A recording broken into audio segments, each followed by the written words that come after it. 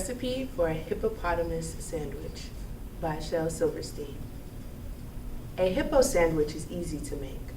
All you do is simply take one slice of bread, one slice of cake, some mayonnaise, one onion ring, one hippopotamus, one piece of string, a dash of pepper. That ought to do it. And now comes the problem, biting into it.